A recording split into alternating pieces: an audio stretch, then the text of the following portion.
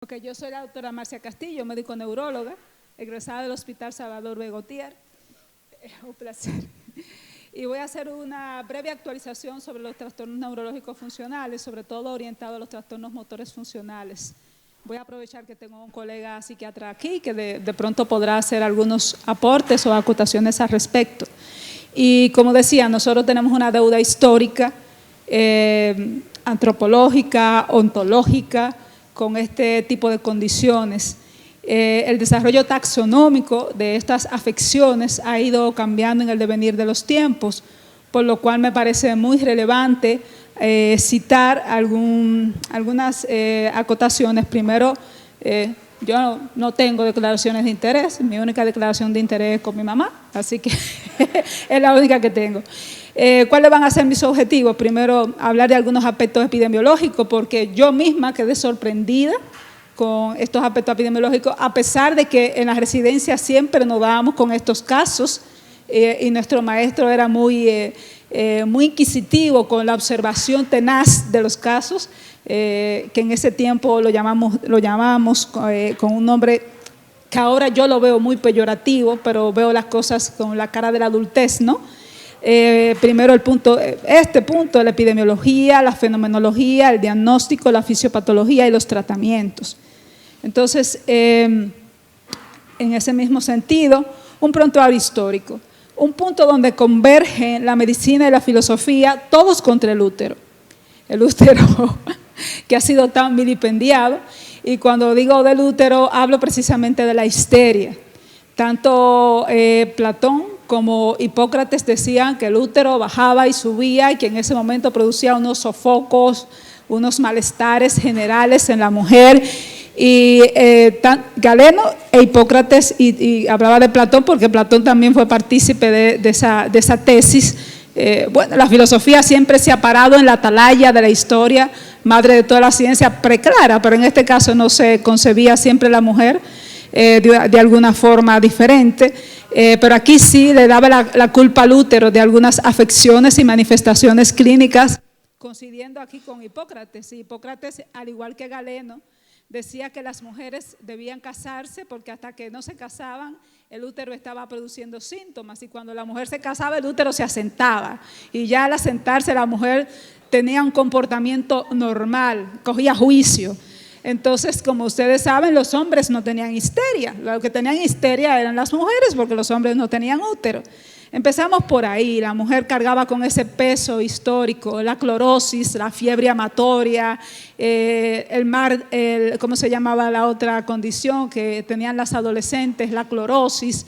Eran enfermedades que eran puras de las mujeres, los hombres no tenían este mal. Luego Babinski, primero citar que el padre de la neurología hablaba de la teoría de la psicodinamia, donde ustedes saben ese cuadro que lo vamos a ver más adelante, y que ningún conversatorio sobre los trastornos neurológicos funcionales debe empezar sin ese cuadro, la gran lesión, donde lo tengo aquí, Charcot, enseñándole a sus mayores discípulos, donde está Gilles de la Tourette, está Babinski, y todos estos maestros que síndromes clínicos tienen su nombre, complejos sindrómicos también. Y decía precisamente en esta teoría psicodinámica que estas manifestaciones clínicas se producían y luego se manifestaban en síndrome clínico, y cuyo tratamiento no era más que un masajito agradable en una área que ustedes saben, y ese masajito terminaba en una especie de un final feliz, pero entonces los hombres se cansaban de ese masaje, y luego surgió un aparatito que hoy día seguimos usando también para mantenernos felices las mujeres, que no tengo que dar su nombre tampoco, pero esta teoría psicodinámica es la teoría de Charcot. Babinski implementó la teoría del pitiatismo, donde había como un componente entre lo que era la pitia. Ustedes saben que la pitia era entre la locura y esa parte premonitoria, y se confundía un poquito ese halo claroscuro. Galvin fue el primero que empezó a hablar de lo que era el trastorno facticio de la enfermedad, o sea, algo como entre mentira y verdad, pero que tal vez era simulado. Jung hablaba de la disociación, convergiendo un poco con las teorías de Sigmund Freud, que también está en el cuadro de la lección, de la lección, la gran lección de los martes. Y esta conversión no era más que manifestar físicamente lo que la mente traía ya alterado. Entonces, también Richard Asher, ya para el 1951, casi un siglo después, empezó a hablar de lo que era el síndrome de Munchausen y el Munchausen por proxy, o sea, el Munchausen y el Munchausen a los otros, casi siempre a los hijos o a quien estaba bajo el cuidado, que venía por la historia del gran varón de Munchausen, que contaba muchísimas cosas, que se fue en una bala a la luna, era un gran contador de historias que se representó en una novela. Y ustedes saben que el síndrome de Munchausen es una persona que se autolesiona buscando algún tipo de ganancia. En varios hospitales acuden a diferentes, se autolesionan, se autoinjurian, y eso también puede pasar con los hijos. Todo esto para hablar y dar una especie de introito, no sé si es propicia la palabra hablando de esto, una apertura para hablar de los trastornos neurológicos funcionales derivados de lo que es el trastorno motor. Ahí está, esta es la gran lesión. El doctor, bueno, me imagino que los estudiosos en Francia conocen el cuadro. Nosotros solamente lo hemos visto por aquí, por pantalla. Y bueno, aquí vemos la postura típica de la paciente con estas condiciones. El que está atrás es Babinski, sosteniéndolo. Tourette está aquí. Casi todos son personajes grandes de la historia de la neurología. Pero entonces llegó el DSM-5.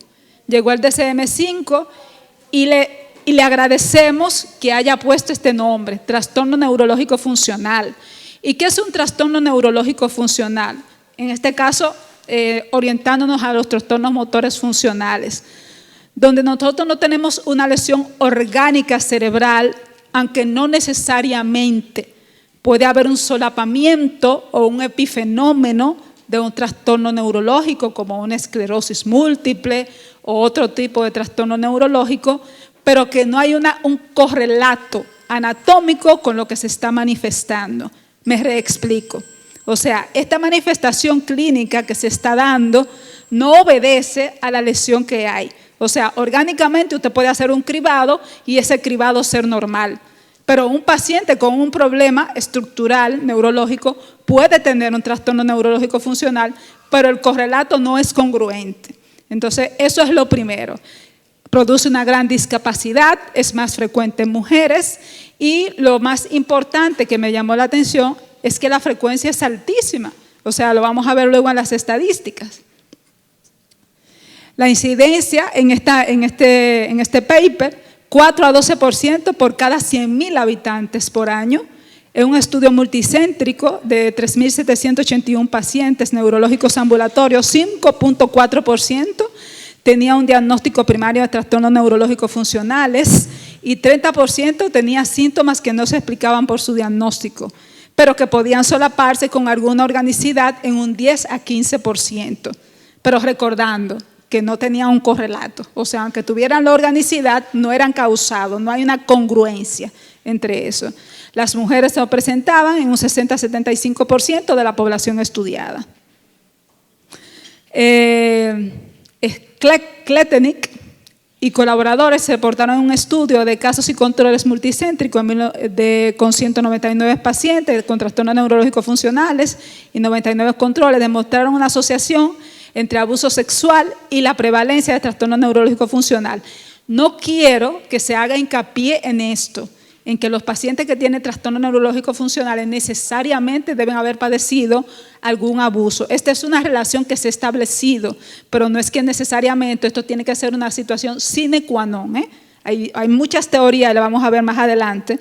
William y colaboradores reportaron que los estilos de apego patológico se asocian a los trastornos neurológicos funcionales. Esto es porque hay una teoría, o sea, nosotros hemos querido como hacer una carga punitiva psiquiátrica de los trastornos neurológicos funcionales y nosotros lo hacemos en la práctica diaria. Tú no tienes nada, te voy a mandar a psiquiatría. Es como que le queremos dar una pela a los pacientes con eso o lo queremos castigar con eso. Y quisiera aprovechar este escenario también para, como para quitarnos ese vestido de ese castigo que hacemos con los pacientes. No hay nada en los estudios.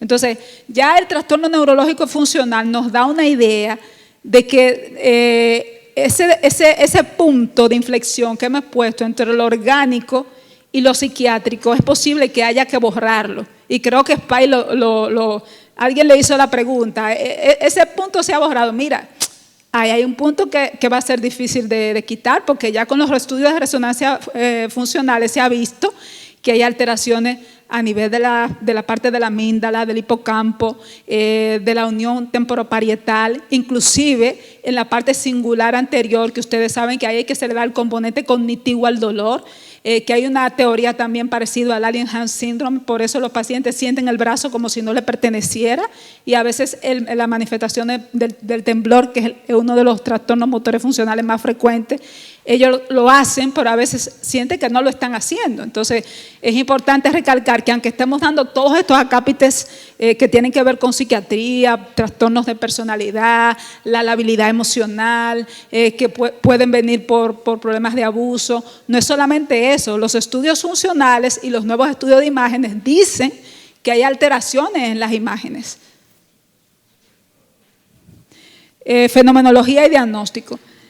De todos los trastornos del movimiento, que es en lo que yo me voy a enfocar, aunque puede haber parkinsonismo o pseudoparkinsonismo, temblor, distonía, que son frecuentes, marcha lenta, el más frecuentemente visto es el temblor.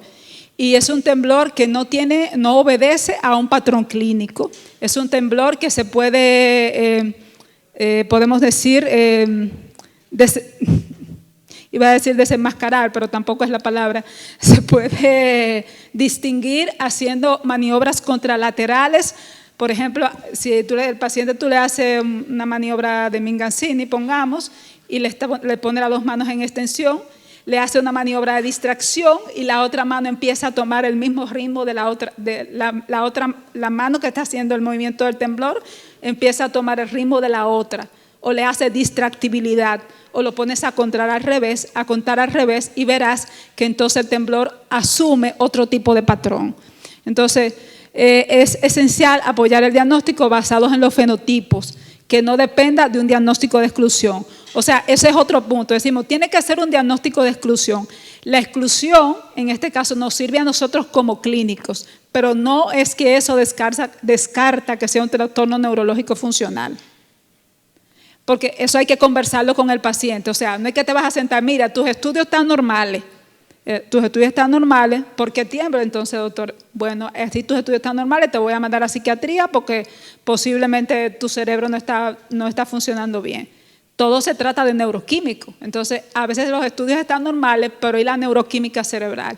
Y entonces, ese modelo del cual nosotros siempre nos llenamos la boca, el modelo biopsicosocial, debe ser la quintesencia sobre la que nosotros nos paremos para conversar con nuestros pacientes y sobre todo para empoderarlos, para que ellos sepan que cuando se vaya a mandar a terapia cognitivo-conductual, a fisioterapia, ellos deben comprometerse con eso y nosotros acompañarlos en el proceso.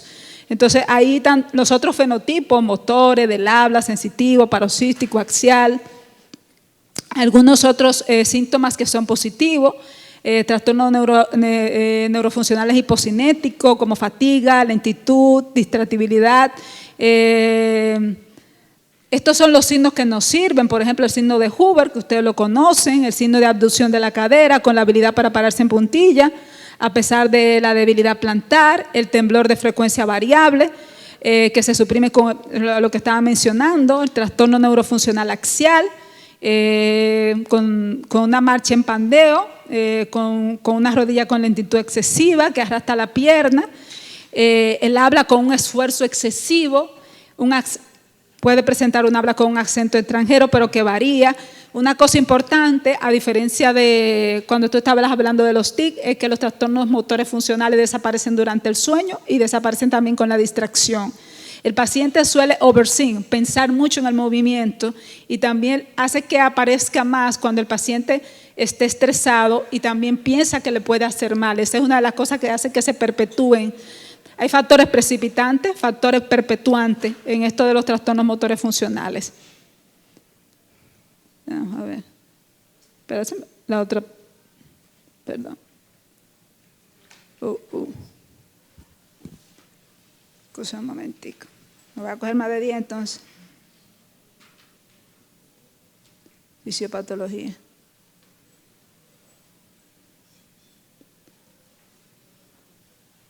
Aquí es que estoy.